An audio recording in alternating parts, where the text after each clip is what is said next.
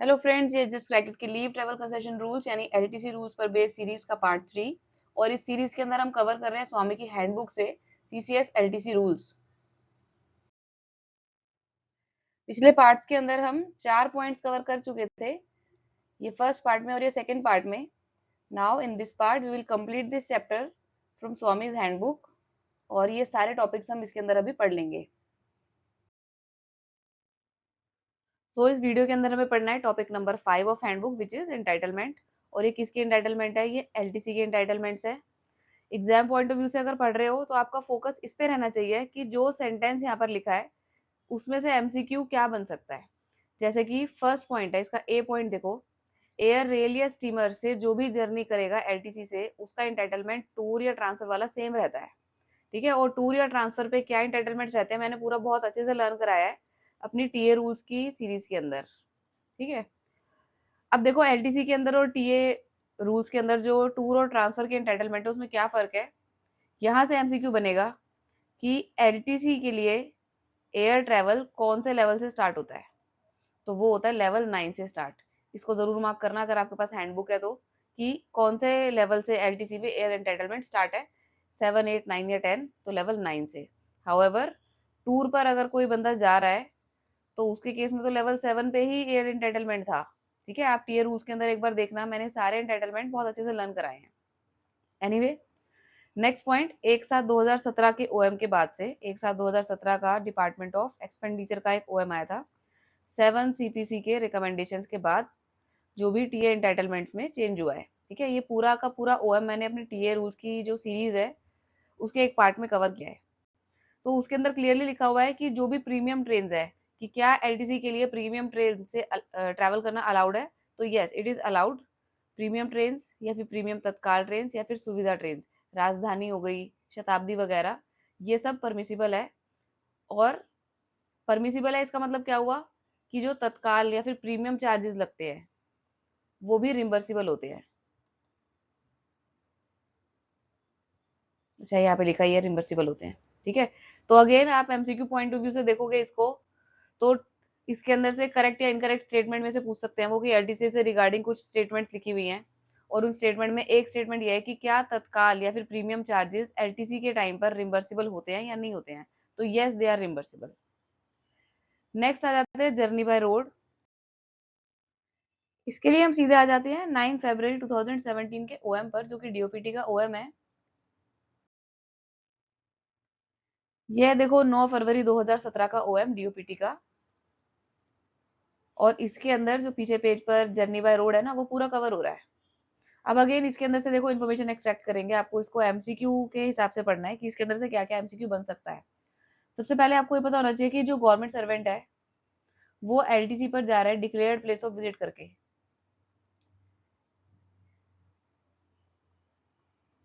ठीक है, एलटीसी पर जाने से पहले आपको डिक्लेयर करना पड़ता है प्लेस ऑफ विजिट, और उस डिक्लेयर्ड प्लेस ऑफ विजिट से जो भी नियरेस्ट एयरपोर्ट या फिर जो भी नियरेस्ट रेलवे स्टेशन होगा उसके अंदर जो गवर्नमेंट सर्वेंट है वो ट्रैवल करेगा एंटाइटल्ड क्लास में।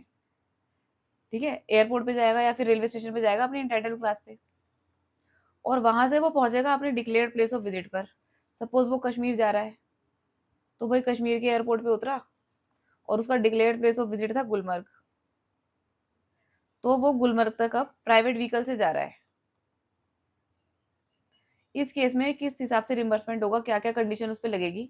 एमसीक्यू क्या बन सकता है कि अगर government servant declared place of sorry airport से डिक्लेयर्ड प्लेस ऑफ विजिट तक अपने प्राइवेट व्हीकल में जाता है तो उसके ऊपर जो जो कंडीशन लगती है उसमें से कौन सी करेक्ट है। ठीक है, इसके लिए आपको ये सारी कंडीशन पता होनी चाहिए, उसको रिम्बर्समेंट कैसे मिलेगा, कितना मिलेगा, कितने किलोमीटर तक मिलेगा, और उसको क्या सबमिट करना पड़ेगा। तो इसके अंदर से सबसे पहली चीज है कि अगर वो प्राइवेट व्हीकल यूज कर रहा है तो ही विल सबमिट अ डिक्लेरेशन। तो this is the first condition. क्या डिक्लेरेशन होगी कि उसने प्लेस ऑफ विजिट जो है वो विजिट किया है। This declaration he has to give कि वो और उसका फैमिली मेंबर्स ने डिक्लेयर्ड प्लेस ऑफ विजिट को विजिट किया है। ठीक है, they have travelled up to that point. तो this is the first condition, you must know. Next thing, उसका रिम्बर्समेंट कैसे होगा। अगर इस एयरपोर्ट और इस प्लेस ऑफ विजिट के बीच में कोई पब्लिक ट्रांसपोर्ट चलता होगा तो उस पब्लिक ट्रांसपोर्ट के फेयर के हिसाब से उस गवर्नमेंट सर्वेंट का जो भी इंटाइटलमेंट होगा, कोई बस चल रही है, ठीक है, तो एसी बस या फिर नॉन एसी बस के हिसाब से जो भी इंटाइटलमेंट होगा उसका फेयर रिम्बर्स होगा, चाहे उसने प्राइवेट व्हीकल से भी ज्यादा पैसे खर्चे हो। रिम्बर्समेंट पब्लिक ट्रांसपोर्ट के हिसाब से होगा, जो कि टूर और ट्रांसफर के टाइम पे बाय रोड एंटाइटलमेंट होती है किसी भी गवर्नमेंट सर्वेंट की, उसी हिसाब से रिम्बर्समेंट मिलेगा। ठीक है, इसमें से मार्क करते हैं। Government servant will be reimburse the fair admissible for journey by public transport. और इनकेस यहाँ पे पब्लिक ट्रांसपोर्ट था ही नहीं, ठीक है, और उसने प्राइवेट व्हीकल से ही ट्रेवल कराया, देखो प्राइवेट व्हीकल से उसने ट्रेवल कराया बट पब्लिक ट्रांसपोर्ट अवेलेबल था, तब तो पब्लिक ट्रांसपोर्ट वाला रिम्बर्समेंट होगा। बट प्राइवेट व्हीकल से अगर उसने ट्रेवल किया है तो उसको 100 किलोमीटर तक का मिलेगा अपने इंटाइटलमेंट के हिसाब से। ठीक है, प्राइवेट व्हीकल के अंदर अब भी टैक्सी है, एसी टैक्सी के लिए इंटाइटलमेंट है, नॉन एसी टैक्सी के लिए इंटाइटलमेंट है, और वहां का क्या रेट है पर किलोमीटर का, उसके हिसाब से उसको 100 किलोमीटर तक का मिलेगा, यानी यहाँ से लेके declared place of visit 100 kilometre, ये यहाँ पर रेस्ट्रिक्शन है। तो this restriction you must no.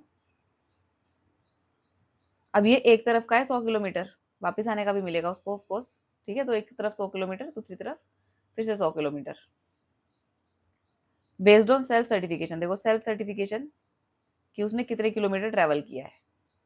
तो ये जितना मैंने सिर्फ मार्क किया है ना, उसके अंदर से इजीली एमसीक्यू बन सकता है कि आपसे पूछा जा सकता है कि इसमें से कौन सी कंडीशन जो है वो करेक्ट है और कौन सी इनकरेक्ट है। नेक्स्ट पॉइंट है journey by air.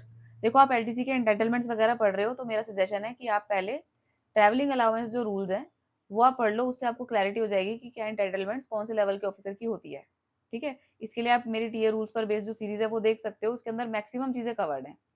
Anyway, journey by air के लिए देखो यहाँ पर एक ओएम इन्होंने मेंशन करा है 16 जून 2022 का, ये भी मैं पूरा का पूरा डिस्कस कर चुकी हूँ अपनी टीए रूल्स वाली सीरीज के अंदर। इसके अंदर से इन्फॉर्मेशन एक्सट्रैक्ट करते हैं।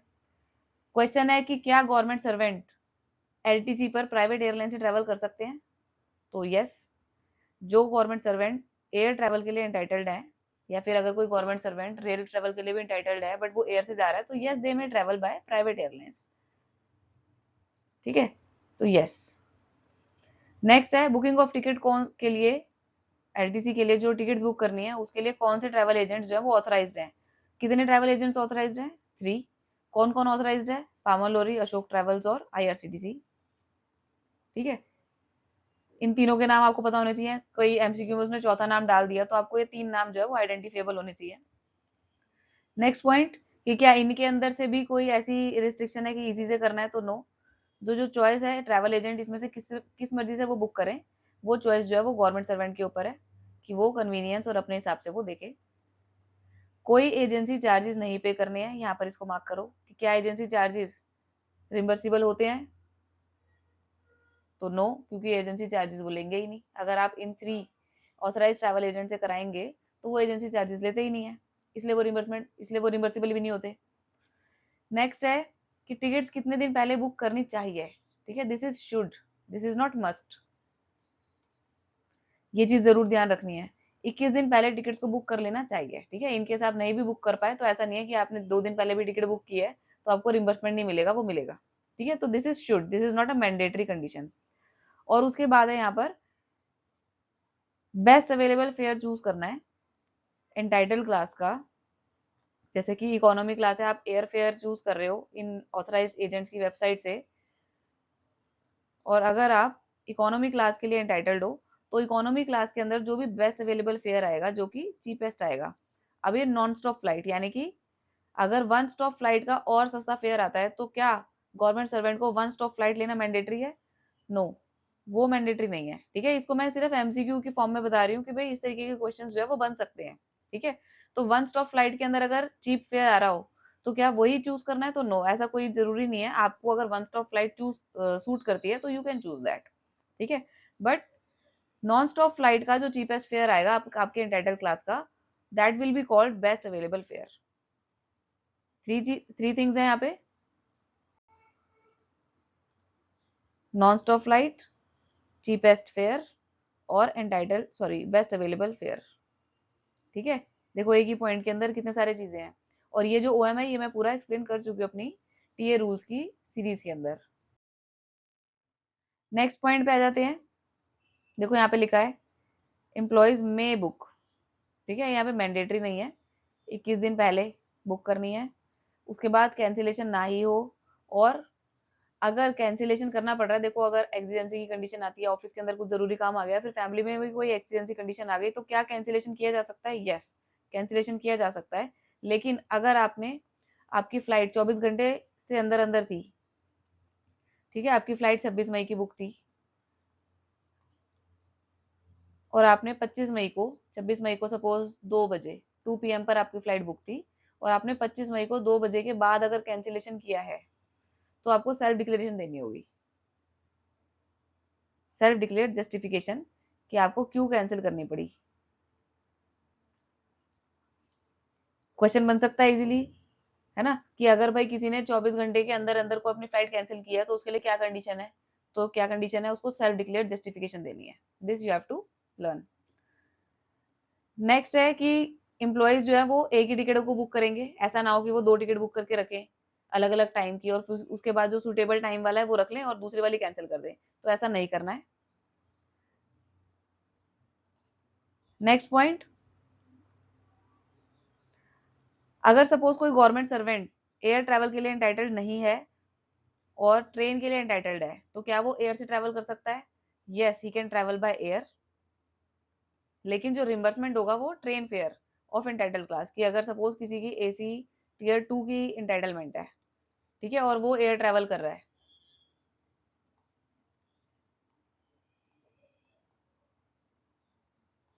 तो उसको अपने AC 2 टीयर के हिसाब से इस एयर ट्रैवल का रिम्बर्समेंट हो जाएगा। तो yes, he can travel through air, travel by air, लेकिन रिम्बर्समेंट वही होगा।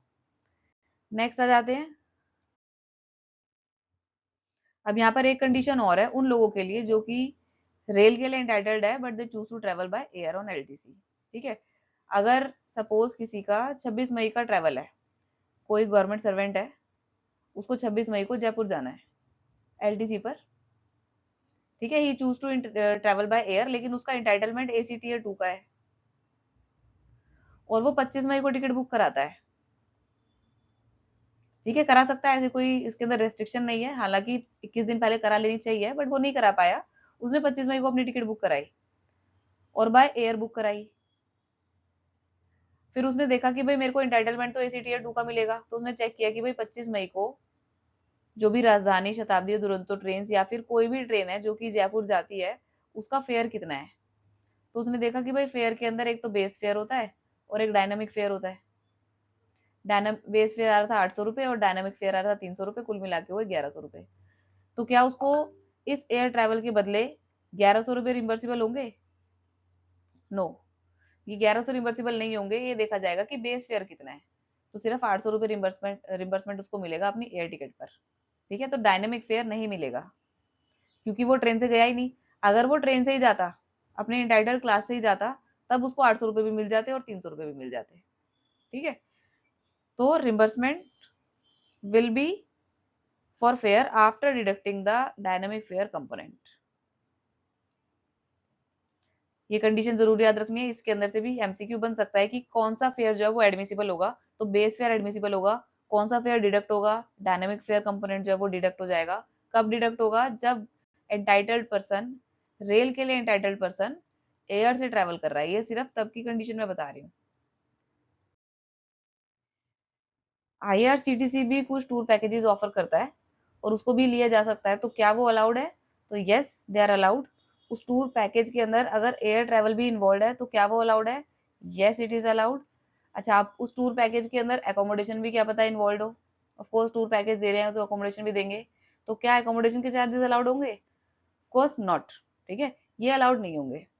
सिमिलरली लक्षद्वीप आइलैंड विजिट करने के लिए स्पोर्ट्स यानी कि society for promotion of nature tourism and sports, ये भी टूर पैकेजेस जो है वो कंडक्ट कराते हैं, तो उनके अंदर वो भी रिम्बर्सिबल होते हैं। इसके लिए एक DOPT का OM है, उसको देखते हैं। ये OM है 11 अक्टूबर 2018 का। स्पोर्ट्स यानी कि society for promotion of nature tourism and sports जो टूर पैकेजेस कराते हैं लक्षद्वीप आइलैंड के, तो क्या वो एडमिसिबल है? Yes, they are admissible subject to the following conditions. First condition, sports जो पैकेज ऑफर करते हैं उसके अंदर ट्रांसपोर्टेशन और अकोमोडेशन जो भी गवर्नमेंट सर्वेंट ने चूज किया हो उसके हिसाब से वो उसको ऑफर करेंगे, प्राइसेस वगैरह, ठीक है, फेयर उस हिसाब से चार्ज करेंगे। लेकिन कंडीशन यहाँ पर ये है जो आप मार्क करोगे कि ट्रांसपोर्टेशन चार्जेस ही सिर्फ रिम्बर्सिबल होंगे एलटीसी के लिए। ऑफ कोर्स अकोमोडेशन चार्जेस तो होते नहीं है, लेकिन एमसीक्यू के अंदर आ जाए कि अगर स्पोर्ट्स ऑफर कर रहा है because it is society for promotion of this, तो उसके लिए क्या अकोमोडेशन भी रिम्बर्सिबल होता है? तो नो, ठीक है, वो आपको कंडीशन जो है वो क्रॉस करनी है। नेक्स्ट, स्पोर्ट्स की तरफ से एक सर्टिफिकेट मिलेगा जिसके अंदर क्लियरली लिखा होगा कि क्या क्या फेयर कंपोनेंट्स है, उन्होंने जो भी मोड ऑफ ट्रैवल यूज किया है उसके अंदर जो भी मोड ऑफ क्लास यूज किया है और उसके अंदर जो सेपरेट कंपोनेंट्स है फेयर कंपोनेंट्स वो उसके अंदर क्लियरली लिखा हो। और स्पोर्ट्स जो है वो इस चीज को सर्टिफाई भी करेगा कि जर्नी जो है वो एक्चुअली परफॉर्म की गई थी गवर्नमेंट सर्वेंट और उसकी फैमिली मेंबर के द्वारा, ठीक है। तो दिस इज सेकंड कंडीशन कि फेयर कंपोनेंट जो है वो सेपरेटली लिखे होने चाहिए और सर्टिफिकेशन होनी चाहिए कि जर्नी वाज एक्चुअली परफॉर्म्ड। अब जो है ट्रांसपोर्टेशन चार्जेस रिम्बर्सिबल है वो किस हिसाब से रिम्बर्सिबल होंगे? जो टीए एंटाइटलमेंट होती है गवर्नमेंट सर्वेंट की जर्नी बाय सी या फिर जर्नी बाय रिवर के लिए, ये हम ऑलरेडी पढ़ चुके हैं। मैं बार बार बता रही हूँ कि जो मेरी टीए की सीरीज है उसके अंदर मैंने पूरा लर्न कराया है कि किस तरह से कौन कौन से लेवल के ऑफिसर्स को कौन कौन से टीए की एंटाइटलमेंट किस हिसाब से टीए की एंटाइटलमेंट रहती है, ठीक है। नेक्स्ट पॉइंट पे आते हैं। नॉर्थ ईस्ट, जम्मू कश्मीर, लद्दाख और अंडमान जाने के लिए क्या स्पेशल रिलैक्सेशन हैं? पहली रिलैक्सेशन है कि होम टाउन एलटीसी को कन्वर्ट करा के इनमें से किसी जगह जाया जा सकता है, यानी इन जगह को विजिट करने के लिए आपको अपना ऑल इंडिया एलटीसी खर्च करने की जरूरत नहीं है। Next thing, non entitled officers यानी कि जो ट्रेन के लिए एंटाइटल्ड है वो इन जगह को विजिट करने के लिए एयर जर्नी कर सकते हैं। थर्ड है कि इन जगह पे ट्रैवल करने के लिए प्राइवेट एयरलाइन से जर्नी अंडरटेक की जा सकती है। तो इस कंडीशन को तो छोड़ ही दो क्योंकि अब तो प्राइवेट एयरलाइन ही है, तो किसी भी जगह पर जाने के लिए प्राइवेट एयरलाइन को यूज किया जा सकता है, ठीक है। अब इनके लिए कुछ टर्म्स एंड कंडीशन है वो देखते हैं। अब भाई इन टर्म्स एंड कंडीशन को हम एमसीक्यू के पॉइंट ऑफ व्यू से देखेंगे। पहली कंडीशन है कि कितने होम टाउन एलटीसी को कन्वर्ट किया जा सकता है। तो भाई 4 साल के ब्लॉक के अंदर 1 home town LTC can be converted for to visit north east, Andaman Nicobar, Jammu Kashmir या लद्दाख। जिन गवर्नमेंट सर्वेंट का होम टाउन और हेडक्वार्टर सेम है, अगर आप दिल्ली में ही रहते हो, आप दिल्ली में ही जॉब कर रहे हो, यानी होम टाउन और हेडक्वार्टर जो है वो सेम है, तो उस केस में आप अपने होम टाउन एलटीसी को कन्वर्ट नहीं करा सकते क्योंकि होम टाउन एलटीसी जो है वो एडमिसिबल ही नहीं होता, तो इसलिए होम टाउन एलटीसी जो है वो कन्वर्ट भी नहीं होगा। तीसरी कंडीशन है कि अगर किसी गवर्नमेंट सर्वेंट का होम टाउन इनमें से किसी एक जगह पर है, ठीक है, हम गवर्नमेंट सर्वेंट की बात करते हैं, गवर्नमेंट सर्वेंट है, इसका होम टाउन मिजोरम में किसी ए सिटी में है, ठीक है, तो क्या वो वहां पर जा सकता है अपने होम टाउन एलटीसी को कन्वर्ट करा के? पहली बात तो कन्वर्ट कराने की यहाँ जरूरत ही नहीं क्योंकि वो होम टाउन ही जा रहा है। हम यहाँ पे कंडीशन की बात कर रहे हैं कि अगर वो एसी टीयर 2 के लिए इंटाइटल्ड है तो क्या इसको एयर ट्रैवल का इंटाइटलमेंट मिलेगा सिटी ए पर जाने के लिए? देखो, अगर कोई गवर्नमेंट सर्वेंट जिसका की होम टाउन दिल्ली है और वो मिजोरम की ए सिटी में जाता है तो भाई वो एयर से ट्रेवल कर सकता है, ठीक है, हमने यही पढ़ा अभी कि इन जगह को विजिट करने के लिए स्पेशल डिस्पेंशन है कि गवर्नमेंट सर्वेंट अगर नॉन इंटाइटल्ड भी है तो वो एयर ट्रैवल कर सकता है, ठीक है। लेकिन अब यहाँ पर तो उसका होम टाउन ही है, इसका मतलब वो अपने home town, non entitled officer अपने होम टाउन भी एयर ट्रैवल कर रहा है, तो वो एयर ट्रैवल यहाँ पर नहीं कर सकता है। लेकिन अगर वो मिजोरम में किसी बी सिटी पे डिक्लेयर करता है कि मैं यहाँ पर जा रहा हूँ, तो वो बी सिटी जो डिक्लेयर की है उसने, वहां पर वो इस होम टाउन एलटीसी के कन्वर्जन में जा सकता है और थ्रू एयर ट्रैवल भी जा सकता है। यहाँ पर एयर ट्रैवल उसको अलाउड होगा। लेकिन अगर वो अपने होम टाउन पर ही जा रहा है, होम टाउन को ही डिक्लेयर करके जा रहा है, तब वो अपनी एंटाइटल क्लास से ही जाएगा। अब देखो, पीछे हमने पढ़ा कि 4 साल के ब्लॉक में से एक होम टाउन एलटीसी कन्वर्ट हो सकती है। भाई सीधी सी बात है, जिसका जो ब्लॉक ईयर है वो ये चल रहा है, यानी जो ब्लॉक ईयर वाइज चल रहे हैं रेगुलर एम्प्लॉइज, उनको तो 2 एलटीसी मिलती है, ठीक है। 2 एलटीसी में से एक होम टाउन, दोनों ही होम टाउन मान लो, और एक होम टाउन के बदले आप ऑल इंडिया जा सकते हो, ठीक है। तो उनको ये एंटाइटलमेंट है या फिर उनके लिए स्पेशल डिस्पेंशन है कि वो इस होम टाउन के बदले कन्वर्ट करा लें उसको। तो यानी इन दोनों में से वो एक कन्वर्ट करा सकते हैं। लेकिन फ्रेश रिक्रूट के केस में तो उनको 4 साल में 2 एलटीसी तो नहीं मिलती, उनको 4 साल में 4 एलटीसी मिलती है ना। यानी फर्स्ट 8 ईयर्स ऑफ सर्विस के लिए 1 2 3 4 एंड 1 2 3 4 3 होम टाउन और एक all India, again 3 home towns और 1 ऑल इंडिया। अब फ्रेश रिक्रूट जो है वो इन 3 होम टाउन में से एक तो कन्वर्ट करा ही सकते हैं, उन्हीं 4 रीजन में से किसी में भी। लेकिन उनको ये फैसिलिटी है कि वो जो इनके बाकी के 2 होम टाउन है उसमें से 1 एडिशनल कन्वर्जन भी हो सकता है। लेकिन जो एडिशनल कन्वर्जन वो करेंगे वो जम्मू कश्मीर का ही हो सकता है। यानी कि अगर इसके 4 साल हैं किसी फ्रेश रिक्रूट के, तो उसमें से 1 साल वो नॉर्थ ईस्ट चला जाए, दूसरे साल वो जम्मू कश्मीर चला जाए, यानी 2 कन्वर्ट हो गए उसके, तीसरे साल वो होम टाउन चला जाए और 4th ईयर में वो अपना ऑल इंडिया एलटीसी अवेल कर ले। तो भाई ये फैसिलिटी है फ्रेश रिक्रूट के पास। मैं फिर बता रही हूँ कि जो एडिशनल कन्वर्जन है वो सिर्फ जम्मू कश्मीर के लिए अलाउड है, जम्मू कश्मीर या फिर लद्दाख। ठीक है, नेक्स्ट आ जाते हैं। गवर्नमेंट सर्वेंट जब इस तरह से एयर ट्रेवल करेंगे, इस तरह से मतलब कि वो नॉन इंटाइटल्ड है एयर ट्रैवल के लिए, बट क्योंकि उन्होंने अपना एलटीसी कन्वर्ट कराया है और इसलिए वो एयर ट्रैवल कर रहे हैं, तो वो अपनी इंटाइटल्ड क्लास से ही एयर ट्रैवल करेंगे, यानी इकोनॉमी क्लास से।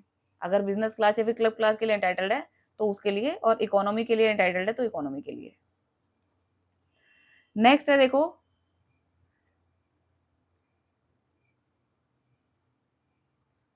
अब जो इकोनॉमी क्लास से जा रहा है वो बंदा जो कि रेल ट्रैवल के लिए इंटाइटल्ड था, बट वो एयर ट्रैवल करके इनमें से किसी एक जगह पे जा रहा है, तो वो इस तरह से अपनी जर्नी को प्लान करेंगे कि एयर ट्रैवल कहाँ से कहाँ पर अलाउड है। ठीक है, इसको लर्न करने के लिए आपने देखना है कि, क्योंकि एमसीक्यू इसके ऊपर बन सकता है इजिली। नॉर्थ ईस्ट अगर कोई जा रहा है बंदा, तो अलाउड क्या है कि कोलकाता या फिर गुवाहाटी से वो फ्लाइट लें। ये प्लेसेस जरूर लर्न करने हैं। क्वेश्चन आएगा कि भाई नॉर्थ ईस्ट क्या दिल्ली से अलाउड है एयर ट्रैवल के लिए? नो। ठीक है, वो कोलकाता या गुवाहाटी से अलाउड है, ये दोनों प्लेसेस याद होने चाहिए। अगेन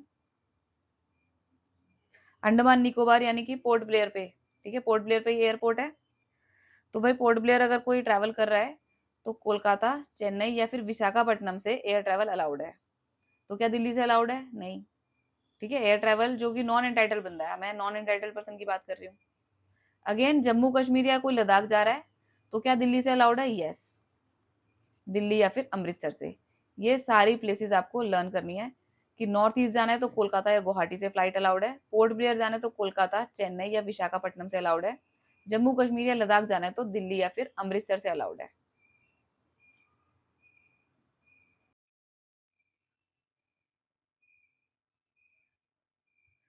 अब भाई गुवाहाटी, कोलकाता, चेन्नई, विशाखापट्टनम, दिल्ली, अमृतसर, इन इन जगह से अलाउड है ना। तो भाई वो यहाँ तक कैसे पहुंचेंगे? तो यहाँ तक वो अपनी एंटाइटल क्लास के हिसाब से पहुंचेंगे। यानी कि अगर किसी नॉन एंटाइटल्ड ऑफिसर को नॉर्थ ईस्ट रीजन में जाना है, तो वो अपनी एसी सेकंड ईयर के लिए अगर वो एंटाइटल्ड है रेल जर्नी के लिए, तो भाई एसी सेकंड ईयर के अंदर वो पहुंचे कोलकाता या गुवाहाटी, और वहां से फ्लाइट पकड़े और फ्लाइट से फिर जाए नॉर्थ ईस्ट रीजन। तो ये जो एयर ट्रैवल का जो खर्चा है यानी रिम्बर्समेंट है वो उसको कंप्लीट मिल जाएगा, यानी एयर ट्रैवल भी मिल जाएगा। और जो वो अपने घर से कोलकाता ट्रेन में गया है हेडक्वार्टर से कोलकाता तक, कोलकाता या फिर इनमें से किसी जगह पर ट्रेन पर गया है अपनी एंटाइटल क्लास में, तो वो भी रिम्बर्स हो जाएगा और एयर ट्रैवल भी रिम्बर्स हो जाएगा। अब अगला ऑब्वियस क्वेश्चन यही बनता है कि भाई हमें तो सीधे जाना है यहाँ पे, किसी गवर्नमेंट सर्वेंट को भाई वो अपनी जर्नी क्यों ब्रेक करे? वो चाहेगा कि भाई मैं डायरेक्ट ही चला जाऊं, जब नॉर्थ ईस्ट जा रहा है तो ओवरऑल ही वो एयर ट्रैवल करना चाह रहा है। तो उस केस के अंदर किस हिसाब से रिम्बर्समेंट होगा वो यहाँ पर देखते हैं। अब ये तो बहुत ही बेसिक सी बात है कि अगर non entitled officer directly air travel करके यहाँ पर जा रहा है, जबकि अलाउड क्या है कि हेडक्वार्टर से जाना था कोलकाता और कोलकाता से जाना था नॉर्थ ईस्ट, तो सपोज भाई उसकी टोटल जो air ticket I north east जाने की 8,000 की आई। ठीक है, और यहाँ से एंटाइटलमेंट उसका बनता था एसी टीयर 2 का, उसकी टिकट थी 2,000 रुपए की, और यहाँ से यहाँ पर जो एयर टिकट हुई है उसकी कोलकाता से नॉर्थ ईस्ट की, वो टिकट हुई है 7,000 की। तो यहाँ पर एंटाइटलमेंट तो उसका बन रहा था 9,000 का, और एक्चुअल में उसने पैसे खर्चे 8,000 रुपए, तो भाई विच एवर इज लेस उसको वो मिलेगा। तो यानी इस केस में 8,000 मिलेंगे। सपोज यहाँ पर उसको टिकट मिल गई 5,000 की, ठीक है, इस केस के अंदर टोटल उसके 7,000 रुपए बने, एक तरफ की बात कर रही हूँ मैं सिर्फ, ठीक है, तो 7,000 बने। तो भाई विच एवर इज लेस उसको मिलेंगे 7,000, चाहे खर्चे उसने 8,000 है। इसका मतलब बस ये है कि क्या गवर्नमेंट ऑफिसर जो कि नॉन इंटाइटल्ड है, तो वो कोलकाता, गुवाहाटी, दिल्ली, अमृतसर पर स्टॉप लेने की बजाय directly intended place of visit पर बाय एयर जा सकता है कि नहीं जा सकता है, एमसीक्यू में ये आएगा, ठीक है। तो यस वो जा सकता है, ये कंडीशन है कि हाँ वो जा सकता है, बट रिम्बर्समेंट कैसे होगा? रिम्बर्समेंट उसी हिसाब से होगा कि भाई अपनी इंटाइटल्ड क्लास के अंदर ट्रेन फेयर और उसके बाद आगे इंटाइटल्ड क्लास के अंदर एयर फेयर का टोटल जो है, ठीक है, विच एवर इज लेस वो उसको मिलेगा।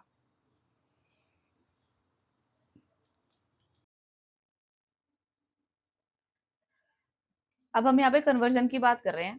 सपोज कोई गवर्नमेंट एम्प्लॉय कन्वर्ट नहीं करा रहा है अपना एलटीसी, वो अपने ऑल इंडिया एलटीसी के बदले ले रहा है, ठीक है, उसको कन्वर्ट नहीं बोल रहे, हम उसको ऑल इंडिया एलटीसी बोलते हैं। तो तब क्या उसको एयर ट्रैवल मिलेगा? तो यस एयर ट्रैवल तब भी मिलेगा, चाहे वो होम टाउन को कन्वर्ट कराना बोले उसे, चाहे वो उसको ऑल इंडिया बोले, जैसे मर्जी बोले। अगर वो इस जगह पर विजिट कर रहा है तो yes non entitled officer can travel by air at this places subject to the conditions जो अभी तक हमने पढ़ी हैं। अब भाई अगर एयर ट्रैवल कर रहे हैं जो नॉन एंटाइटल्ड ऑफिसर है, तो चाहे एंटाइटल्ड ऑफिसर एयर ट्रैवल करे चाहे नॉन एंटाइटल्ड करे, टिकट तो यहीं से बुक करनी है, ठीक है, ऑथराइज एजेंट से, बामन लॉरी, अशोक ट्रैवल्स या फिर आईआरसीटीसी से। बस यहाँ पर ये एक चीज है कि नॉन एंटाइटल्ड ऑफिसर जब रिम्बर्समेंट के लिए क्लेम करेंगे तो उनको वहां पर एक प्रिंट आउट भी देना है। किस चीज का? अभी हमने देखा कि हेडक्वार्टर से लेके कोलकाता और कोलकाता से नॉर्थ ईस्ट रीजन, अगर वो डायरेक्टली यहाँ पर एयर ट्रेवल से जा रहा है बंदा, ठीक है, तो रिम्बर्समेंट के लिए उनको क्या क्या चीजें चाहिए होंगी? रिम्बर्समेंट तो उनको इसी का मिलेगा ना कि यहाँ से ट्रेन का फेयर और यहाँ से यहाँ तक का एयर फेयर। तो वो कितना फेयर मिलेगा? सपोज अगेन वो 25 मई की टिकट बुक करा रहे हैं, तो वो 25 मई को वो चेक करें, सॉरी 25 मई को टिकट अगर वो बुक करा रहे हैं, ठीक है, 25 को वो टिकट बुक करा रहे हैं और सपोज 30 मई को जाना है उनको, तो 25 मई को वो चेक करें कि यहाँ से लेके यहाँ पर ट्रेन फेयर कितना है और उसका एक स्क्रीनशॉट रखे। फिर कोलकाता से नॉर्थ ईस्ट पे जो एयर ट्रेवल है, इन ऑथराइज एजेंसी से वही बेस्ट अवेलेबल फेयर जो है वो एयर फेयर कितना आ रहा है इसी डेट पर, ठीक है, और फिर इस डेट पर वो देखें कि अपना एयर ट्रेवल उन्होंने कितना खर्चा किया है, तो अगेन वही जो भी लेस होगा वो मिल जाएगा।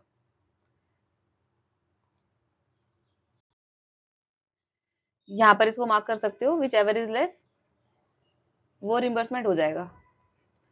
अब इसके बाद हम बात कर रहे हैं कि गवर्नमेंट सर्वेंट ने स्पेशल डिस्पेंशन स्कीम के अंदर वो नहीं जा रहा है, वो किसी और जगह पे जा रहा है, ठीक है, सपोज वो चेन्नई ही विजिट करना है उसको, दिल्ली टू चेन्नई विजिट करना है, he is entitled by AC tier 2, लेकिन वो ट्रैवल कर रहा है बाय एयर से, तो क्या वो ट्रैवल कर सकता है एयर से?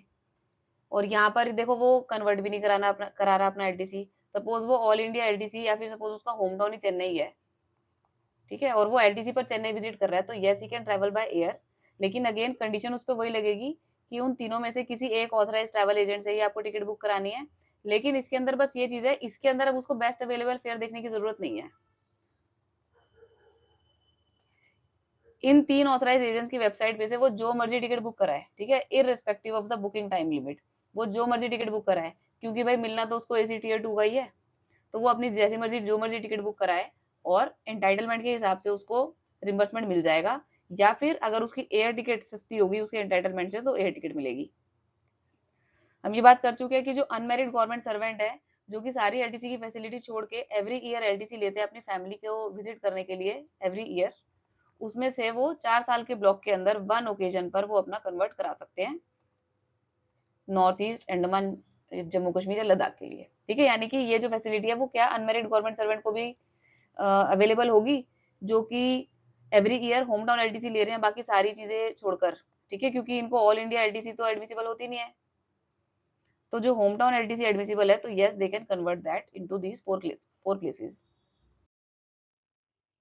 अब आ जाते हैं नेक्स्ट टॉपिक पे विच इज एडवांस।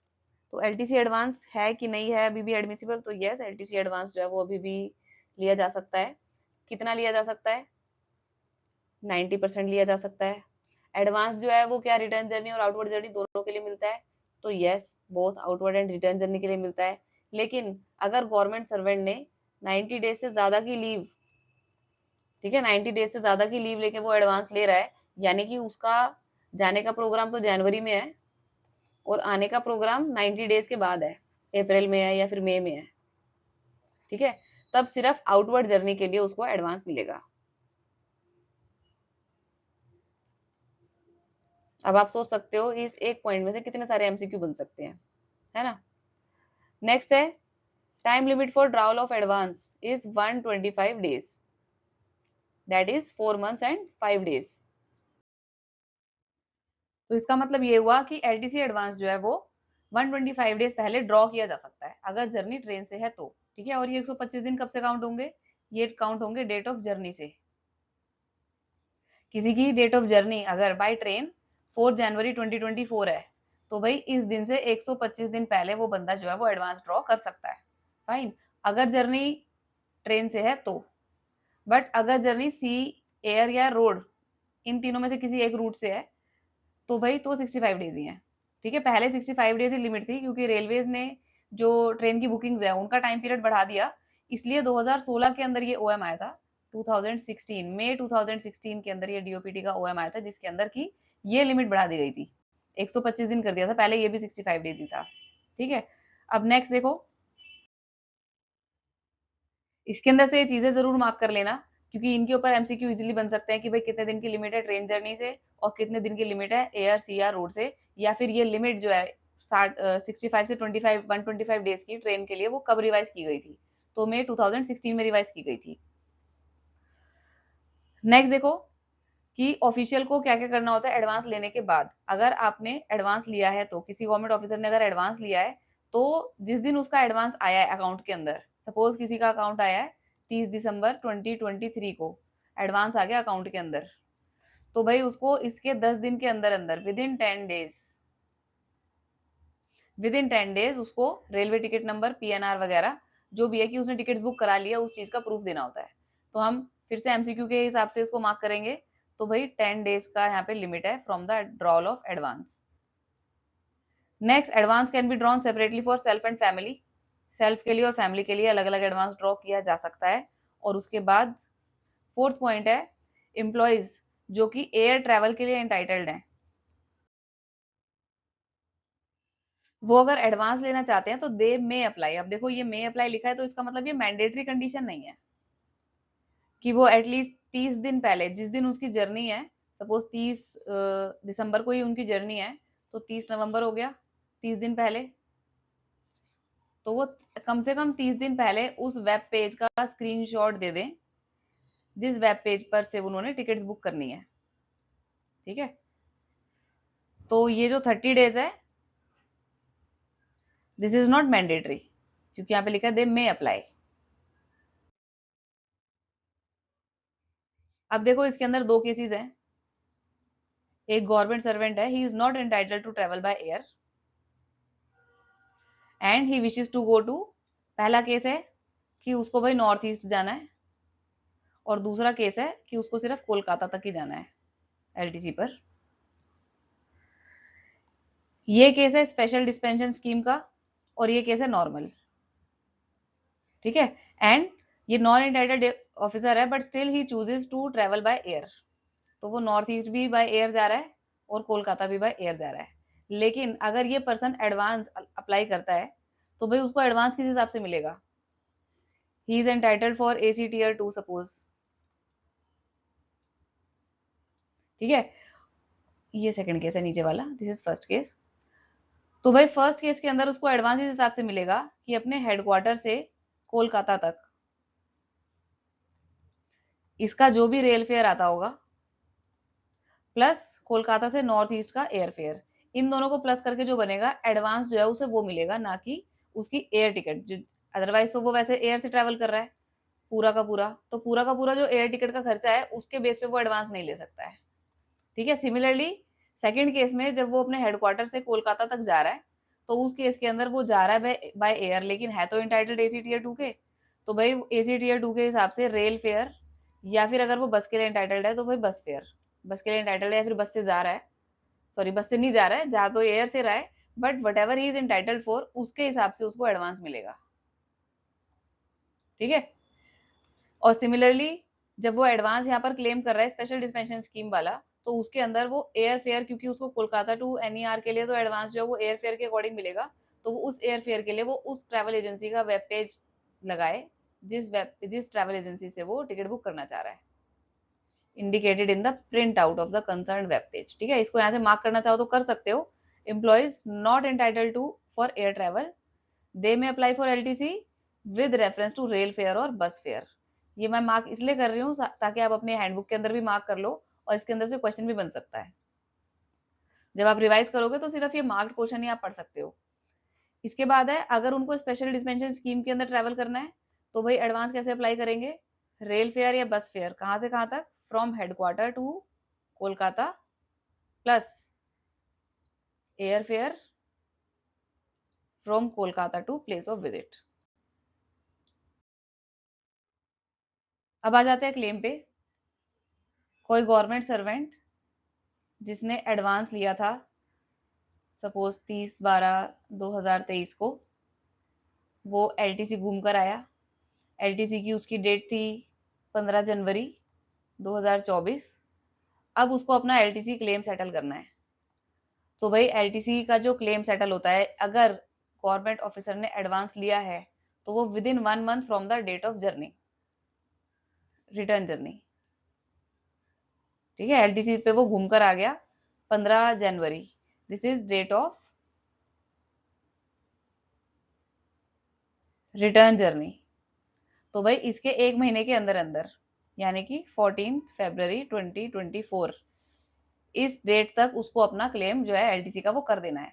अगर वो इसके अंदर क्लेम नहीं करता है तो भाई उसका क्लेम ऐसे ट्रीट किया जाएगा कि जैसे उसने एडवांस लिया ही ना हो। ठीक है, क्योंकि बिना एडवांस के 3 महीने तक क्लेम कर सकते हैं।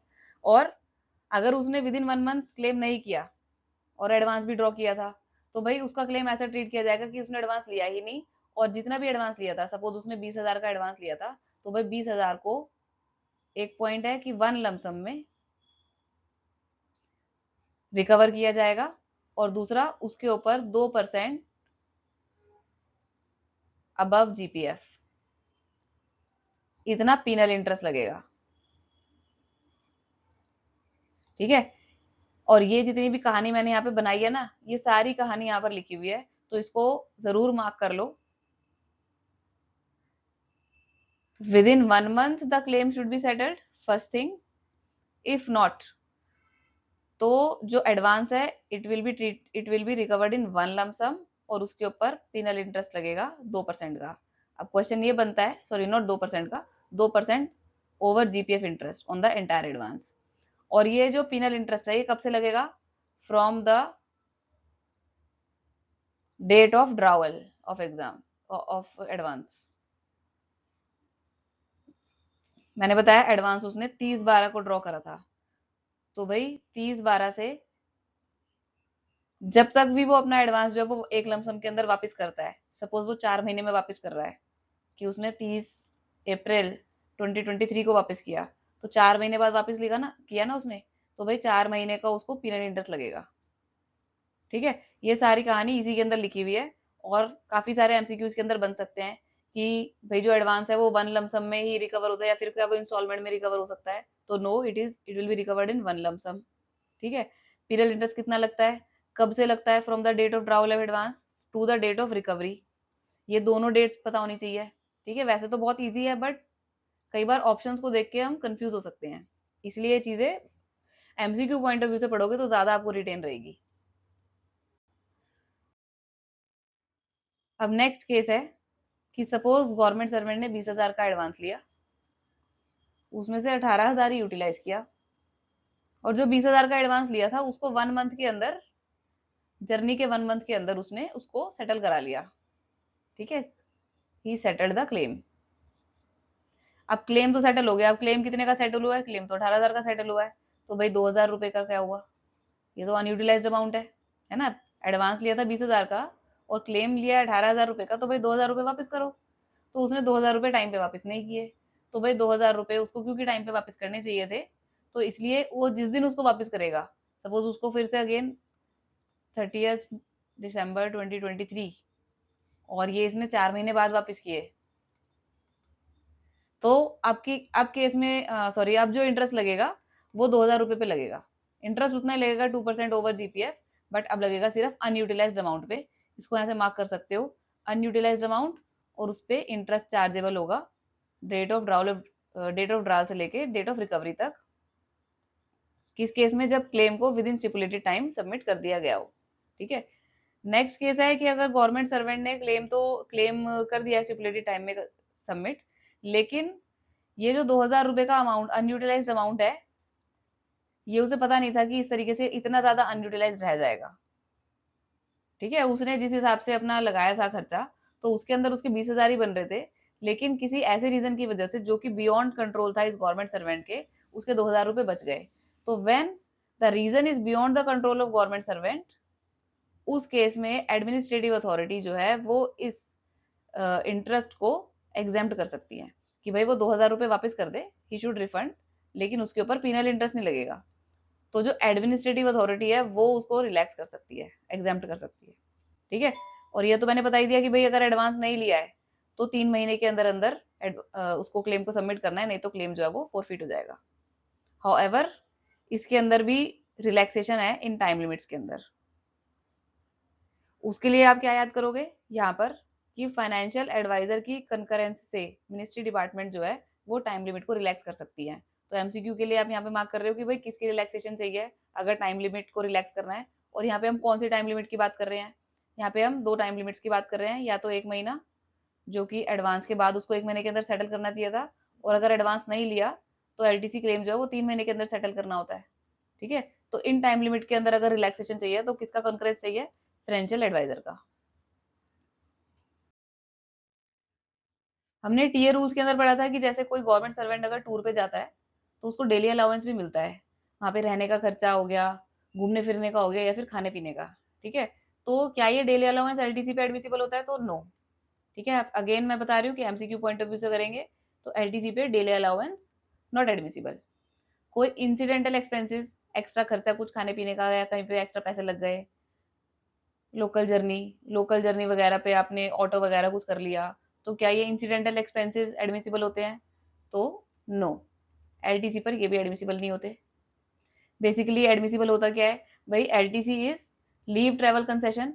तो ट्रेवल पे जो खर्चा करा है आपको, हेडक्वार्टर से लेके प्लेस ऑफ विजिट तक जाने तक का जो खर्चा है, वो खर्चा जो है वो रिम्बर्स होगा। ठीक है। तो देखो, fair for journey between duty station and home town, अगर हम यहाँ पे प्लेस ऑफ विजिट की जगह होम टाउन कर रहे हैं, तो भाई हेडक्वार्टर से लेके होम टाउन तक पहुंचने का खर्चा अपने एंटाइटल क्लास के अंदर it will B reimburse in full. यानी पूरी की पूरी ट्रेन की टिकट या फिर एयर टिकट वो एज इट इज रिम्बर्स हो जाएगी। ठीक है। जो भी एंटाइटल क्लास है उसकी एज इट इज रिम्बर्स हो जाएगी।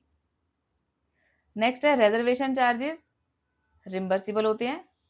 टेलीग्राम चार्जेस वैसे तो अभी लगते नहीं है, बट स्टिल हम एग्जाम पॉइंट ऑफ व्यू से पढ़ रहे हैं, तो भाई इस चीज को भी आप नोट कर सकते हो कि reservation charges reimbursable, telegram charges for reservation not reimbursable. Air fare, train fare as per entitle class in full, yes reimbursable. ठीक है। Incidental expenses not reimbursable, daily allowance not रिम्बर्सिबल।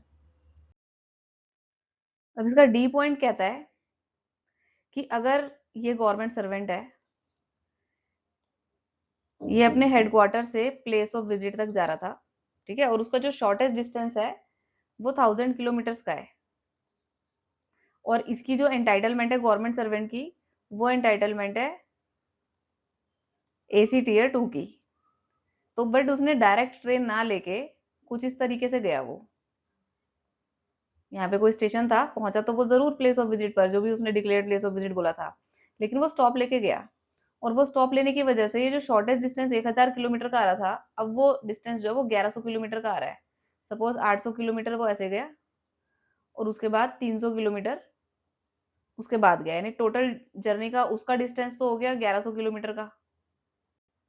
जबकि शॉर्टेस्ट डिस्टेंस देखा जाता है क्लेम करते time पे, claim को process करते टाइम पे, तो वो शॉर्टेस्ट डिस्टेंस तो आ रहा है यहाँ पे 1000 का। और इसके साथ सपोज ये वाले में तो उन्होंने एसी टीयर 2 से ही ट्रेवल किया जो उनकी एंटाइटलमेंट है, और इधर एसी टीयर 1 से किया जो कि एंटाइटलमेंट उनकी है ही नहीं। ठीक है। इससे लोअर एंटाइटलमेंट है, एसी टीयर 2 के लिए एंटाइटल्ड है पर्सन। तो इस केस के अंदर इनकी जो जर्नी की 1100 किलोमीटर है, इसको हम पहली बात तो रिम्बर्समेंट देंगे ओनली 1000 किलोमीटर का, यानी प्रोपोर्शनेट रिम्बर्समेंट देंगे। और वो कैसे देंगे कि suppose first stretch of journey है इनकी 800 किलोमीटर, तो उसका प्रोपोर्शन निकालेंगे तो 800 डिवाइडेड बाय 1100 इंटू 1000, यानी कि 800 के बदले 727 किलोमीटर के पैसे इनको मिलेंगे। ठीक है, तो जो इनके टिकट है 800 किलोमीटर के हिसाब से टिकट होगी वो, सपोज इन्होंने 2000 की टिकट खरीदी थी, तो वो 2000 रुपए तो 800 किलोमीटर को कवर करने के हैं, तो 2000 रुपए 727 को कवर करने के लिए कितने रुपए बनते हैं, तो उनको वो मिलेगा। Similarly second part of journey में इन्होंने एसी टीयर 1 से ट्रेवल कर लिया और सपोज 300 किलोमीटर के लिए भी इन्होंने 2000 पैसे खर्चे हैं, तो इसके इसमें क्या करेंगे 300 डिवाइडेड बाय 1100 इंटू 1000, ठीक है, ये आ गया 273। और इसमें इन्होंने एसी टीयर 1 से ट्रेवल कर लिया था, तो पैसे इनको किसके मिलेंगे, ये 2000 नहीं मिलेंगे। सपोज एसी टीयर 2 के लिए यहाँ पर 1000 रुपीज की टिकट थी, ठीक है, तो इनको 1000 रुपीज के हिसाब से 273 किलोमीटर के पैसे मिलेंगे, ना कि 300 किलोमीटर के। पहली बात तो सेकंड वाले केस के अंदर देखो, बंदे ने तो 2000 रुपए खर्चे हैं एसी टीयर 1 के लिए, पहली बात तो एसी टीयर 1 के पैसे नहीं मिलेंगे, मिलेंगे एसी टीयर 2 के। और दूसरी बात, पर्सन ने 300 किलोमीटर का ट्रैवल किया है, तो 300 किलोमीटर के नहीं मिलेंगे, मिलेंगे 273 किलोमीटर के पैसे। तो इस तरीके से इसको प्रोपोर्शनेटली बांटा जाएगा, ये कह रहा है ये पॉइंट नंबर आपका डी। ई पॉइंट पर आते हैं। आपको पता है 5 से 12 साल के बच्चे की अगर टिकट बुक करनी होती है तो हमारे पास दो ऑप्शन होते हैं, या तो हाफ फेयर दे दो और उसके बदले बर्थ मत लो, यानी आप बच्चे को साथ में ले जा सकते हो, उसके लिए बर्थ का रिजर्वेशन नहीं होगा, आप अपने साथ उसको बिठा लो हाफ फेयर देके, या फिर आप फुल फेयर भी देकर पूरी बर्थ उसके लिए रिजर्व कर सकते हैं 5 से 12 साल के बच्चे के लिए। ठीक है, तो गवर्नमेंट सर्वेंट जब अपने बच्चे के लिए ये टिकट बुक कराता है तो एलटीसी के अंदर जो भी ऑप्शन वो चूज करता है वो ऑप्शन एज इट इज रिम्बर्सिबल होगा। ठीक है, नेक्स्ट आया था केटरिंग चार्जेस। राजधानी शताब्दी दुरंतो ट्रेन के अंदर जो टिकट चार्जेस होते हैं, कई बार मैक्सिमम नंबर ऑफ टाइम जो टिकट होती है उसके अंदर केटरिंग चार्जेस इंक्लूडेड होते हैं। ठीक है, केटरिंग चार्जेस जो है वो इंक्लूडेड होते हैं उनकी कॉस्ट के अंदर, उनकी जो टिकट इसीलिए महंगी होती है क्योंकि उसमें केटरिंग चार्जेस इंक्लूडेड होते हैं। तो इसलिए जो केटरिंग चार्जेस है वो अलग से उसके अंदर रिफ्लेक्ट नहीं होते हैं, बट जो टिकट है वो कम्प्लीटली रिम्बर्सिबल होती है एज पर एंटाइटलमेंट। यानी राजधानी के अंदर सेकंड टीयर एसी का अगर किसी का एंटाइटलमेंट है, अब चाहे उसके अंदर केटरिंग चार्जेस भी इंक्लूडेड है उसकी टिकट के चार्जेस के अंदर, तो भी वो रिम्बर्सिबल होंगे। नेक्स्ट आया था कैंसिलेशन है रीस्केड्यूल चार्जेस। इसको छोड़ सकते हो क्योंकि ये जो गाइडलाइन है ये कोविड के टाइम की है। ठीक है, कोविड के टाइम पे कुछ लोगों ने अगर एडवांस में टिकट बुक करा दी और एडवांस ले लिया एंड बिकॉज कोविड चल रहा था तो वो लोग जर्नी परफॉर्म नहीं कर पाए, तो इसलिए उन लोगों को टिकट्स की रिफंड भी हुई और उन लोगों का जो एडवांस था वो वेस्ट हो गया, उन्होंने एलटीसी एडवांस लिया होगा। ठीक है, तो ये एडवांस वो यूटिलाइज नहीं कर पाए, तो इसलिए ये एक ऑर्डर आया था कि उसके ऊपर पीनल इंटरेस्ट नहीं लगेगा। ठीक है, तो ये तो कोविड के टाइम का, इसको छोड़ देते हैं, आगे बढ़ते हैं।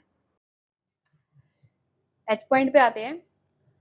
डीओपीटी का एक ओएम था 29 मार्च 2023 का, उसके कुछ मेन पोर्शन यहाँ पर लिखे हुए हैं। ठीक है, तो केस यहाँ पर समझते हैं। सबसे पहले तो सपोज एक गवर्नमेंट सर्वेंट डिसाइड करता है कि मैं जयपुर जा रहा हूँ, चाहे वो होम टाउन पे जाए चाहे वो ऑल इंडिया में जाए जयपुर, लेकिन वो जा रहा है अपनी गाड़ी से। ठीक है, यानी ये ऐसी जगह है जहाँ पे हेडक्वार्टर से लेके प्लेस ऑफ विजिट तक बाय ट्रेन भी वो जा सकता था और बाय एयर भी जा सकता था, यानी फुल कनेक्टिविटी है गवर्नमेंट के ट्रांसपोर्ट की। ठीक है, यानी पब्लिक ट्रांसपोर्ट की फुल कनेक्टिविटी है, लेकिन still he decided to go by private car. तो इस केस में क्या क्लेम होगा और क्या ईएल एनकैशमेंट होगा वो उसके बारे में ये ओएम है। ठीक है, तो पहली बात तो ये कि अगर वो इंटेंड कर रहा है कि जयपुर की जो उसकी जर्नी है चाहे वो प्राइवेट व्हीकल से है, तो क्या वो उसको एलटीसी अवेल करना चाह रहा है या नहीं, एज एलटीसी उसको मानना चाह रहा है या नहीं। ठीक है, तो वो अपनी इंटेंशन जो है वो एलटीसी अपनी जर्नी कमेंस होने से पहले बता दे। ठीक है, तो कमेंस जर्नी कमेंस होने से पहले इफ ही टेल्स कि yes he wishes to avail LTC, yes, तो इन दैट केस वो ईयर एनकैशमेंट जो है वो ले सकता है। तो ये कमेंसमेंट से पहले की बात कर रहे हैं हम। ठीक है, तो तब वो ईयर एनकैशमेंट ले सकता है।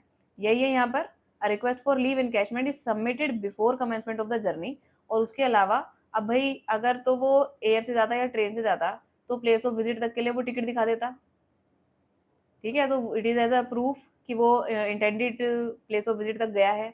बट क्योंकि वो प्राइवेट गाड़ी में गया है तो इसलिए एक सेल्फ डिक्लेरेशन उसे देनी होगी जिसके अंदर लिखा होगा कि yes he visited, he actually travel to the declared place of visit and is not claiming fare reimbursement for entire LTC journey. इसका मतलब क्या हुआ कि हाँ एलटीसी तो उसका माना जाएगा, एलटीसी भी माना जाएगा, उसको ईएल एनकैशमेंट भी मिलेगा, लेकिन उसको क्लेम नहीं मिलेगा, ठीक है, क्लेम विल बी नील, वो अपना नील क्लेम सबमिट कर सकता है। गवर्नमेंट सर्वेंट खुद से डिसाइड कर सकता है to forgo his claim resulting in nil claim. तो इसके अंदर उसको फायदा क्या होगा, तो उसको ईएल एनकैशमेंट का बेनिफिट हो जाएगा यहाँ पर, ठीक है, यानी कि प्राइवेट गाड़ी से अगर आप ऐसी जगह पर जाते हो जो जगह पब्लिक ट्रांसपोर्ट से ऑलरेडी कवर्ड है, तो इन दैट केस आपको क्लेम तो नहीं मिलेगा, लेकिन आप ईएल एनकैशमेंट जरूर ले सकते हो if you apply for it before the commencement of your journey. Next question है, अब इजी सेटलमेंट ऑफ क्लेम्स के लिए क्या क्या प्रोसीजर रिक्वायरमेंट है। हम सिर्फ एग्जाम पॉइंट ऑफ व्यू से इन पॉइंट्स को देखेंगे कि इसके अंदर से कोई इन्फॉर्मेशन एक्स्ट्रा एक्सट्रैक्ट होती है या नहीं, ठीक है। तो पहली चीज ये कि एलटीसी जर्नी से पहले क्या जरूरी है, लीव जरूरी है, ठीक है, हमने ये बात की थी कि लीव लेनी जरूरी है, चाहे वो सीएल ले चाहे आप ईएल लो, एलटीसी लेने से पहले एक लीव लेनी जरूरी है कम से कम, ठीक है। उसके बाद आप खुद भी अपनी एलटीसी की जो एलिजिबिलिटी है वो चेक कर सकते हो। रिटायरिंग एम्प्लॉय को ये चेक करना होता है कि रिटर्न जर्नी जो है वो उनकी रिटायरमेंट की डेट से पहले कंप्लीट हो जाए, जर्नी इंटाइटल क्लास में ही लेना चाहिए, ठीक है। फिर हमने एडवांस की बात की थी कि भाई जो एडवांस है, अगर तो आप बाय ट्रेन जा रहे हैं यानी गवर्नमेंट एम्प्लॉय अगर बाय ट्रेन जा रहा है तो इन दैट केस 125 डेज पहले एडवांस जो है वो ड्रॉ कर सकता है। हम यहाँ एडवांस ड्रॉ करने की बात कर रहे हैं, एडवांस अप्लाई करने की बात नहीं कर रहे हैं, ठीक है। ये मैं एग्जाम पॉइंट ऑफ व्यू से आपको बता रही हूँ कि एडवांस ड्रॉ करने की लिमिट है ये, यानी कि 125 दिन पहले आपके अकाउंट में पैसा आ सकता है, ठीक है। आपने अप्लाई तो इससे भी और पहले किया होगा, ठीक है। 125 days from the date of commencement of journey, ठीक है। इसके बाद है अगर आप बाय एयर या फिर by any other route, by air या फिर बाय सी का रूट चूज करते हैं तो इन दैट केस 65, ठीक है, 65 डेज पहले आप एडवांस को ड्रॉ कर सकते हैं। तो ये तो दो टाइमलाइन हो गए आपके, बहुत ही इंपॉर्टेंट टाइमलाइंस है ये, 65 डेज का एंड 125 डेज का। नेक्स्ट टाइमलाइन है कि जब आपके अकाउंट में पैसे आ गए एडवांस ड्रॉ करने के, उसके 10 दिन के अंदर अंदर आपको शो करना है कि आपने वो पैसा यूज कर लिया है, यानी 10 दिन के अंदर अंदर आपको शो करना है कि आपने टिकट्स बुक कर दिए हैं। तो you must produce the tickets with in 10 days, यहाँ मस्ट लिखा है, इसका मतलब इट इज कंपलसरी, ठीक है। इसके बाद है आप चाहे जैसे मर्जी ट्रैवल करो, फेयर जो होगा वो आपको एंटाइटल क्लास का ही मिलेगा। ये बात हम कर ही चुके हैं पहले कि हाँ भाई एंटाइटल क्लास का मिलेगा, आप चाहो तो फर्स्ट क्लास में जाओ, लेकिन if you are entitle for second class then आपको सेकंड क्लास का ही फेयर मिलेगा क्लेम करते टाइम। ये भी हम बात 50 बार कर ही चुके हैं भाई कि approve travel agency ATA, exam के अंदर अगर एटीए लिखा आता है तो उसकी फुल फॉर्म क्या है भाई, अप्रूव्ड ट्रैवल एजेंसीज, जो कि 3 है ना, बामलोरी, अशोक ट्रैवल्स एंड आईआरसीटीसी। इसके बाद हो गया नेक्स्ट टाइमलाइन कि क्लेम जो है वो कब तक सबमिट करना है। तो यहाँ पर दो टाइमलाइंस है, 3 मंथ एंड 1 मंथ, यानी कि अगर किसी ने एडवांस लिया है तो 1 मंथ, और किसी ने एडवांस नहीं लिया है, नो एडवांस इज ड्रॉन, तो 3 मंथ्स, ठीक है। If advance is drawn then 1 month. इसके बाद है इन केस अगर इसके अंदर भी सबमिट नहीं हो पाया आपका क्लेम कि 3 महीने से ऊपर हो गया टाइम या फिर 1 महीने से ऊपर हो गया टाइम एंड एडवांस भी लिया था आपने, तो इन दैट केस क्या इन टाइमलाइंस के अंदर रिलैक्सेशन हो सकता है, रिलैक्सेशन, तो यस रिलैक्सेशन हो सकता है with the approval of financial adviser, ठीक है, with the concurrence of financial adviser. ये बहुत इंपॉर्टेंट है एग्जाम पॉइंट ऑफ व्यू से। नेक्स्ट टॉपिक है हमारा एलटीसी फॉर एस्कॉर्ट, मतलब कि अगर कोई हैंडीकैप एम्प्लॉई है तो उसको साथ में उसका ध्यान रखने के लिए एस्कॉर्ट का एलटीसी एडमिसिबल होता है, लेकिन सब्जेक्ट टू सर्टेन कंडीशंस। सबसे पहली कंडीशन हम यहाँ पर ये ध्यान रखेंगे कि एचओडी का अप्रूवल होना जरूरी है इसके लिए, ठीक है। हम क्योंकि एग्जाम पॉइंट ऑफ व्यू से पढ़ रहे हैं तो क्वेश्चन यहाँ पे बनेगा कि भाई किसके अप्रूवल से एलटीसी पर एस्कॉर्ट को ले जाने की परमिशन है, तो वो है एचओडी को। फिर सेकंड चीज आप यहाँ पर देखो कि नेचर ऑफ फिजिकल डिसेबिलिटी ऐसी होनी चाहिए कि एस्कॉर्ट का जाना जरूरी है, ठीक है। अगर जैसे हियरिंग हैंडीकैप है तो अगर एचओडी को ऐसा लगता है कि भाई इस हैंडीकैप के बेस पर एस्कॉर्ट को ले जाना जरूरी नहीं है, तो वो डिनाई कर सकते हैं परमिशन को, तो नेसेसरी है या नहीं है, ये डिसीजन किसका होगा, ये डिसीजन है हमारे एचओडी का। ठीक है, तो इसलिए नेचर ऑफ फिजिकल डिसेबिलिटी ऐसी होनी चाहिए जिसके अंदर की लगे कि यस एस्कॉर्ट को ले जाना जरूरी है। फिजिकल हैंडीकैप एम्प्लॉय का कोई एडल्ट फैमिली मेंबर नहीं होना चाहिए अगर वो किसी एस्कॉर्ट को लेकर जाता है तो। ठीक है, उनका अगर कोई एडल्ट फैमिली मेंबर है तो of course adult family member suppose mother है, एंड जो मदर है वो भी एलिजिबल है एलटीसी के लिए, तो फिर इसके लिए इस केस में एस्कॉर्ट की जरूरत नहीं पड़ेगी। देन आ जाते हैं any other employee entitled to LTC does not accompany the physically handicapped employee on the journey, यानी जर्नी पर फिजिकली हैंडीकैप पर्सन के साथ कोई ऐसा एम्प्लॉय जो कि एलटीसी जिसके लिए जिसका एडमिसिबल है, ठीक है, एंटाइटल्ड टू एलटीसी है, तो वो साथ में ना हो, क्योंकि वो साथ में होगा तो भाई ध्यान वही रख ले, फिर एस्कॉर्ट की जरूरत नहीं पड़ेगी, एचओडी को लेगा, एस्कॉर्ट की जरूरत ही नहीं है। इसलिए ऐसा एम्प्लॉय जिसको जो कि एलटीसी के लिए एंटाइटल्ड है वो भी फिजिकली डिसेबल्ड एम्प्लॉय के साथ में ना जाए एलटीसी पर। इसके बाद है कंसेशन इफ एनी, यानी कि फिजिकली डिसेबल के लिए रेलवे या फिर बस सर्विसेज के अंदर कोई कंसेशन वगैरह मिलता है पीडब्ल्यूबीडीज को, तो it can be availed. Fine, next देखते हैं। नेक्स्ट टॉपिक है मिसयूज ऑफ एलटीसी। अगर कोई गवर्नमेंट सर्वेंट मिसयूज करता है एलटीसी का तो क्या उस पर डिसिप्लिनरी एक्शन होगा, तो यस। ठीक है, यस। और दूसरी चीज, जब तक क्लेम उसका सेटल नहीं हो रहा उसके बीच में हम क्या करेंगे, अगर किसी पे शक हुआ, किसी पे डाउट हुआ कि भाई इसने मिसयूज किया एलटीसी का, तो इन दैट केस उसका जो क्लेम है उसको एक तो विदहेल्ड करेंगे, रोक कर रखेंगे, जब तक डिसिप्लिनरी प्रोसीडिंग उसकी ओवर नहीं होती। ठीक है, और जब तक डिसिप्लिनरी प्रोसीडिंग ओवर नहीं होती तब तक उसको एलटीसी भी नहीं मिलेगा। ये दोनों कंडीशन जरूर ध्यान रखनी है, ये इसके ऊपर इजीली क्वेश्चन बन सकता है। अब जब डिसिप्लिनरी प्रोसीडिंग जो है वो ओवर हो गई तो दो ही केस हो सकते हैं, या तो वो गिल्टी फाउंड हो या वो गिल्टी ना फाउंड हो। अगर सपोज वो गिल्टी नहीं फाउंड होता एंड ये पाया जाता है कि भाई उसने कोई मिसयूज नहीं किया था, तो भाई उसका जो क्लेम है it will be admitted, claim जैसे भी नॉर्मल प्रोसेस होता है उस तरीके से नॉर्मल प्रोसेस होकर उसको मिल जाएगा। ठीक है, क्लेम विल बी रिम्बर्स्ड, रिम्बर्स कह लो या फिर प्रोसेस कह लो, एनीवे। नेक्स्ट है, अब सपोज डिसिप्लिनरी प्रोसीडिंग उसकी 1 साल तक चली, ठीक है, 1 साल तक चली या फिर 2 साल तक चली, इस बीच उसको एलटीसी तो लेने नहीं दिया गया, तो कोई एलटीसी ड्यू हो गया उसका, सपोज उसका एक होम टाउन या फिर एक ऑल इंडिया एलटीसी इस बीच ड्यू हो गया था जो उसको लेने नहीं दिया गया, और अब वो लैप्स कर गया क्योंकि डिसिप्लिनरी प्रोसीडिंग जो है वो बाद में ओवर हुई है, तो ये जो होगा ये उसको ओवर एंड अबव आगे के क्लेम में वो इनको अवेल कर सकता है। ठीक है, तो अब जो भी नेक्स्ट सपोज 22 से 25 का चल रहा है ब्लॉक ईयर, और पिछले ब्लॉक ईयर का यानी 2018 से 21 के ब्लॉक ईयर का उसका एलटीसी जो है वो लैप्स कर गया डिसिप्लिनरी प्रोसीडिंग की वजह से, तो भाई वो अपना लैब्स एलटीसी जो है वो यहाँ पर अवेल एक्स्ट्रा कर सकता है, एडिशनली अवेल कर सकता है। सिर्फ ध्यान ये रखना है कि अपनी रिटायरमेंट से पहले पहले अवेल कर ले उसको।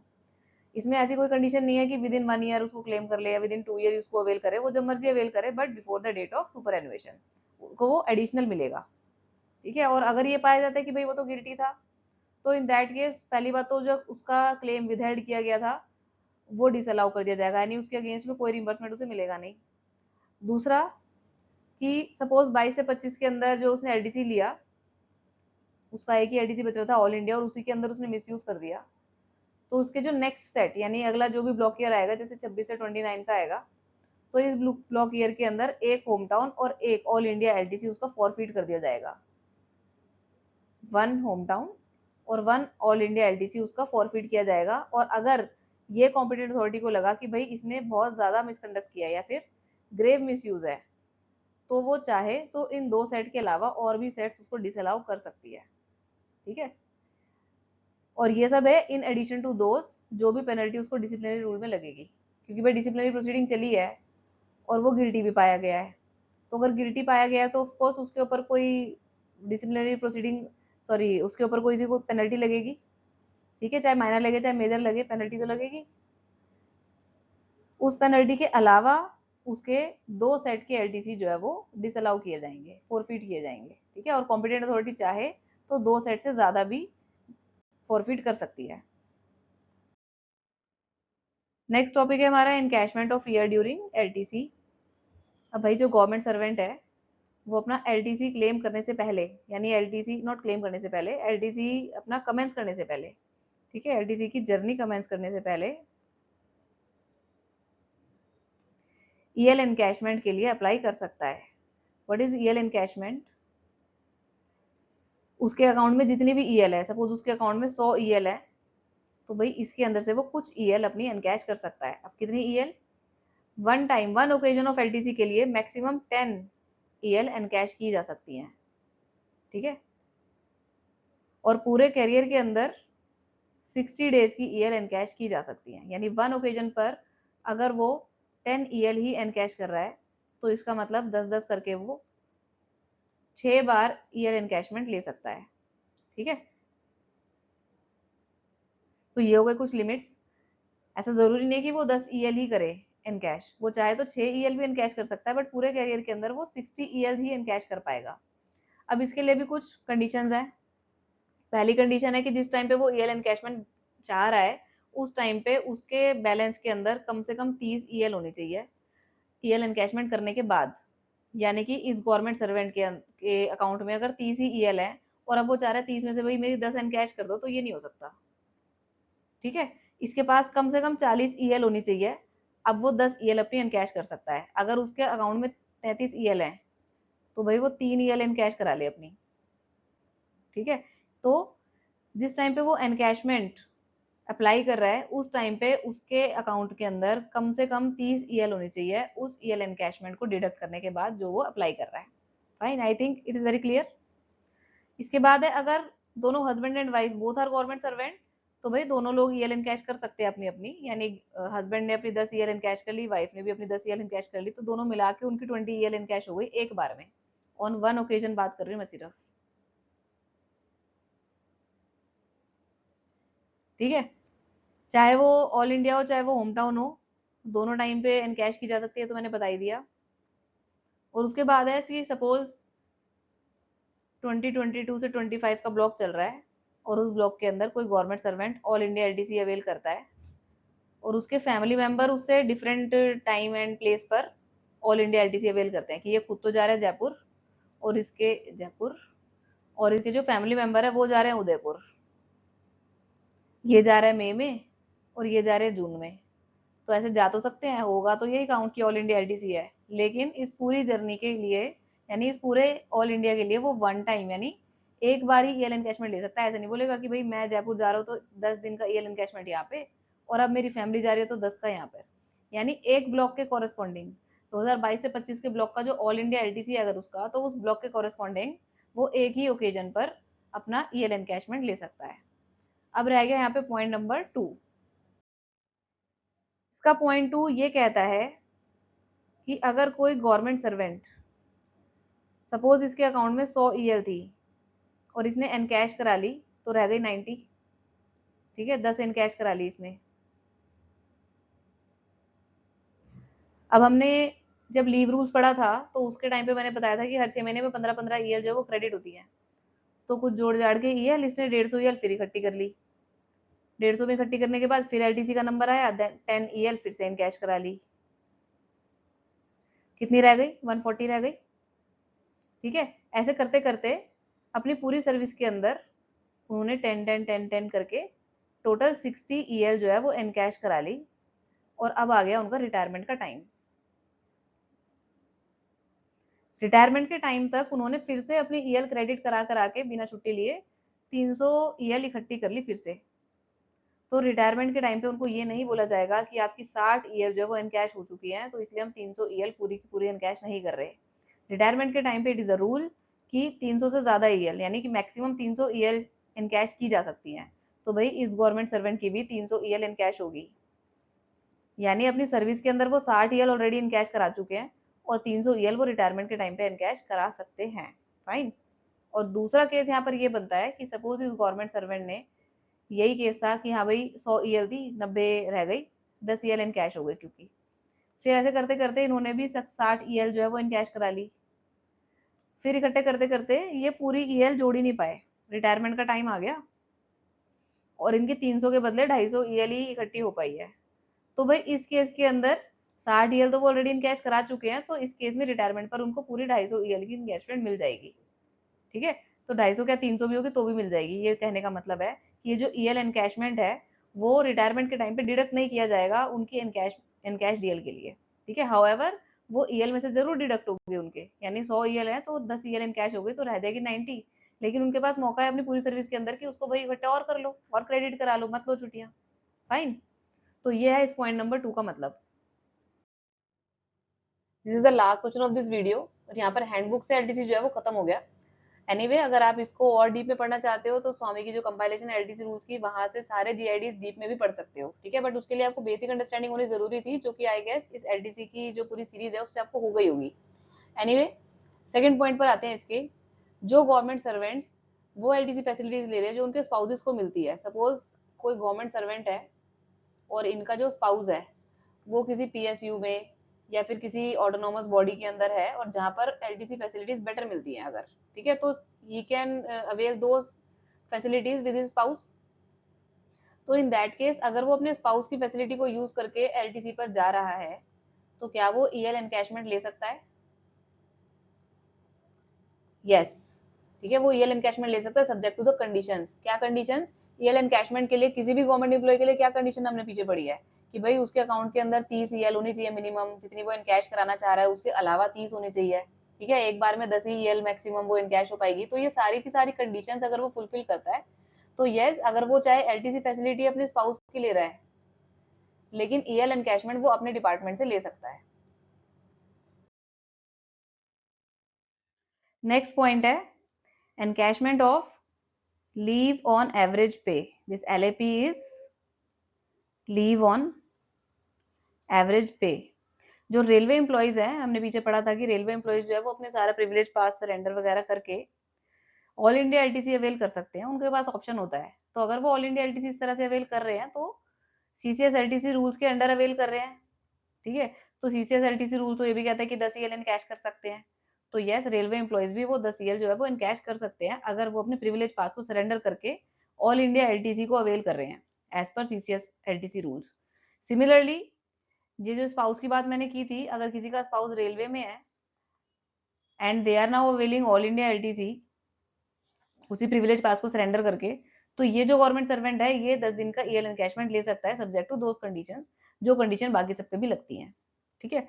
ये हो गया आपका थर्ड पॉइंट। फोर्थ पॉइंट है कोई री एम्प्लॉयड पेंशनर है, यानी कि ये पहले गवर्नमेंट सर्विस में थे, फिर इनकी रिटायरमेंट हो गई, अब नाउ ही इज री एम्प्लॉयड।